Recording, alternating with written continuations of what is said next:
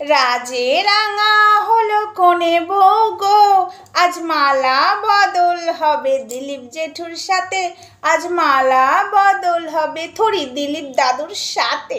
জেঠু না, দাদু হবে আমার, তাই না? কত রঙ্গ দেখালি পদি, বলে দিলি আদা। এখন চলছে পশ্চিম বাংলা সমাজ জুড়ে অশান্তি, আগুন, মারামারি, কাটাকাটি, আর এর মাঝখানে আমাদের দিলীপ দাদু করছে বিয়ে।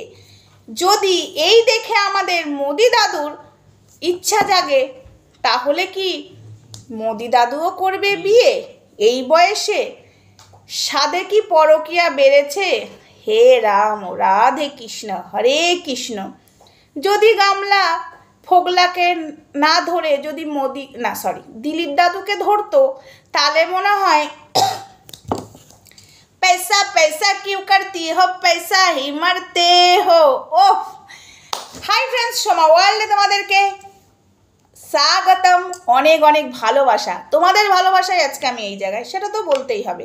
কিন্তু আমি দিলীপ দাদুর বিয়ের বরযাত্রী যাব আশা করেছিলাম, নেমন্তন্ন পেলাম না, কিন্তু বরযাত্রী আবার যেতে হবে। শুনছি নাকি আবার বিয়ের আসর বসানো হবে দিলীপ দাদুর, তাহলে তো আবার বরযাত্রী হবে। ও বাবা, বউ ভাতে যাব, কটা শাড়ি কিনবো বুঝতে পারছি না। কিন্তু শাড়ি বা কিনে কী করবো? দিলীপ যে দাদু তো নেমন্তন্ন করেনি, কিন্তু করেনি তো কী হয়েছে, জোর করে যাবই, একদম যাবই।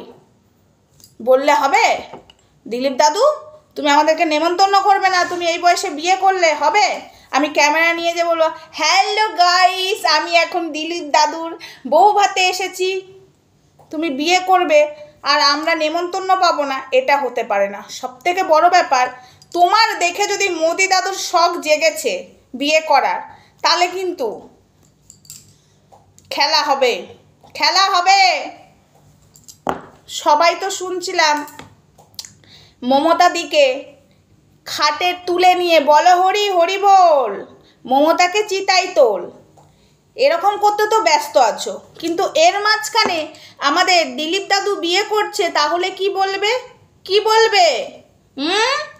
এই যে মুর্শিদাবাদে কত অশান্তি, চারিদিকে এখন অশান্তি চারিদিকে চলছে, আর এর মাঝখানে আমাদের দিলীপ দাদু বিয়ে করছে, তাই না?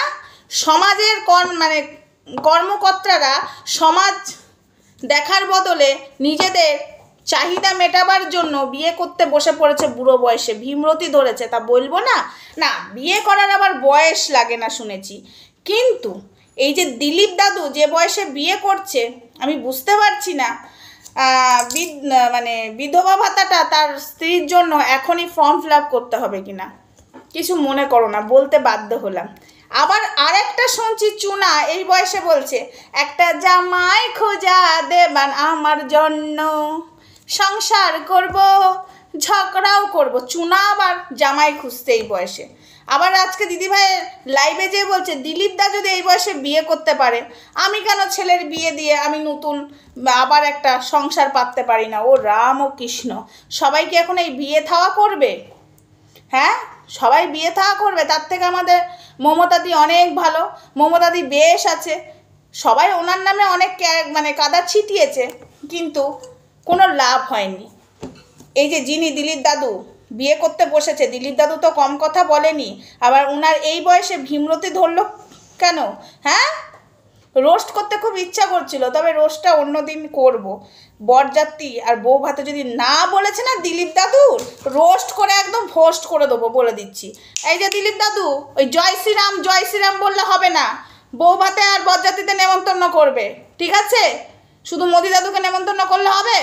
আমাদেরকে করতে হবে না? আমাদের জন্য আমাদের কাছে ভোট নেওয়ার জন্য উঠে পড়ে লেগে থাকো, আজকে পাবলিকের জন্য তুমি এই জায়গায়, আর পাবলিককে না বললে হবে না। ওই কটা বিশেষ বিশেষ লোককে বললে কিন্তু শুনবো না, ঠিক আছে?